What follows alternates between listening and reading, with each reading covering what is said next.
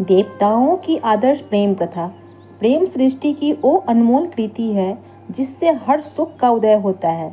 प्रेम वो अद्वितीय थाती है जो जीवन को सार्थक रूप प्रदान करती है, एक आदर्श प्रस्तुत करने का सौभाग्य देती है। राधे राधे दोस्तों, हमारे चैनल पर आपका स्वागत है। दोस्तों, आज हम आपको देवी देवताओं के आदर्श और अद्भुत प्रेम कथा सुनाने जा रहे हैं। पहला, शिव और गौरी।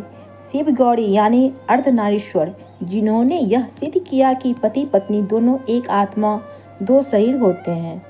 शिव और गौरी का जन्म जन्मांतर का है, क्योंकि गौरी ही शिव की पूर्व पत्नी सती थी। सती दक्ष प्रजापति की पुत्री थी। शिव के साथ सती का विवाह करना दक्ष को पसंद नहीं था। सती ने पिता के विरुद्ध होकर शिव से विवाह किया। एक बार राजा दक्ष ने विशाल यज्ञ का आयोजन किया। इसमें सभी देवी देवताओं के लिए आसन रखे गए, परंतु भगवान शिव को न तो बुलाया और न ही आसन रखा गया। सती पिता के बिना निमंत्रण के बाद भी यज्ञ में जा पहुंची। वहां जाकर उन्होंने पूरे यज्ञ स्थली का अवलोकन किया, परंतु कहीं भी उन्हें अपने पति शिव के लिए आसन नहीं मिला। इस स्थिति को देख सती क्रोध से कांप उठी और पति के अपमान का बदला लेने के लिए पिता के आयोजन को विफल करने हेतु विशाल दहकते हवन कुंड में कूद गई। जब शिव को ये पता चला तो वह यज्ञ स्थली पर आए और उन्होंने राजा दक्ष का सर धड़ से अलग कर दिया और सती के अध जले शरीर को कंधे पर रखकर घूमते रहे। जहाँ जहाँ सती के जले अंग गिरे वहाँ वहाँ शक्तिपीठ बन गए।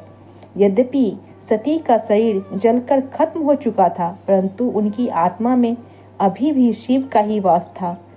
शिव की उनके प्रति आसक्ति इतनी प्रबल थी कि उसी प्रेम के बल पर सती ने हिमालय राज की पुत्री गौरी के रूप में जन्म लिया।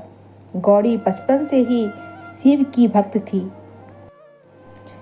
इस भक्ति की शक्ति ने ही शिव गौरी का मिलन कराया। विष्णु और लक्ष्मी। भगवान विष्णु और माता लक्ष्मी एक दूसरे के पूरक माने जाते हैं। कहते हैं इन दोनों की पूजा भी एक साथ ही फलदायी होती है।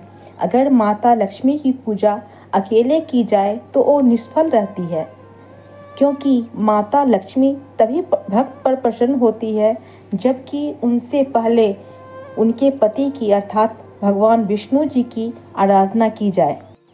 लक्ष्मी जी समुद्र मंथन में से निकली 14 रत्नों में से एक है, जिनका विवाह विष्णु जी के साथ संपन्न हुआ है। क्षीर सागर में श्री हरि विष्णु के चरण दबाती लक्ष्मी पति पत्नी के आदर्श रूप को प्रकट करती प्रतीत होती है।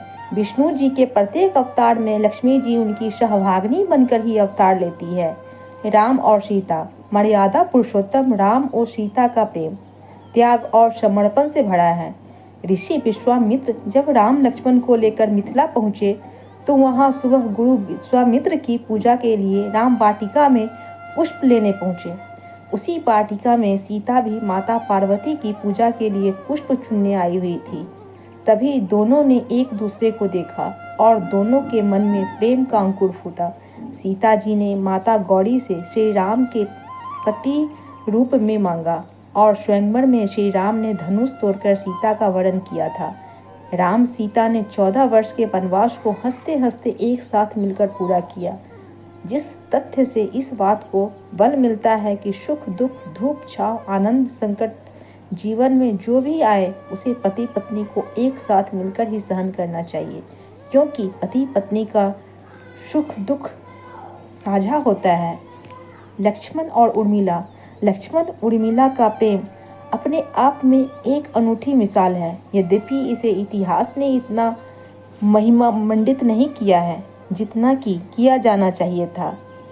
एक ओर जहां लक्ष्मण ने भातृ प्रेम को निभाते हुए एक तपस्वी की भांति 14 वर्ष वन में व्यतीत किए, वहीं दूसरी तरफ लक्ष्मण की पत्नी उर्मिला ने भी एक तपस्वी की भांति 14 वर्ष विरह वेदना को सहते हुए पति का इंतजार किया।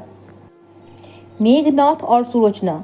रावण पुत्र मेघनाथ, जिसे इंद्रजीत भी कहा जाता है, की पत्नी थी नागलोक की कन्या सुलोचना। दोनों ने एक दूसरे के गुणों की ख्याति को सुनकर ही विवाह किया था। मेघनाद की भांति सुलोचना भी बहुत बहादुर थी। वह युद्ध में भी पति को अपना सहयोग देती थी। दोनों का प्रेम इतना ज्यादा प्रगाढ़ था कि पति की मृत्यु के बाद सुलोचना भी मेघनाद की चिता के साथ जलकर सती हो गई। कामदेव और रति। कामदेव रति का प्रेम भी जन्म जन्मांतर का है।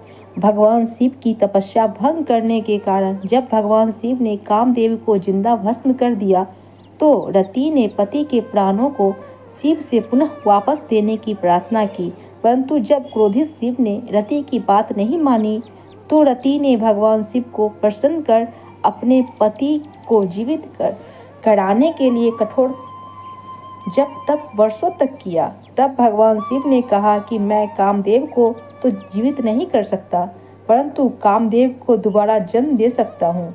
तब कामदेव ने वर्षों बाद श्री कृष्ण के पुत्र प्रद्युम्न के रूप में पुनः जन्म लिया और रति ने एक राजा के घर। फिर दोनों का मिलन हुआ। जय श्री कृष्ण। पोस्ट पसंद आई है तो लाइक, सब्सक्राइब और कमेंट करें। धन्यवाद।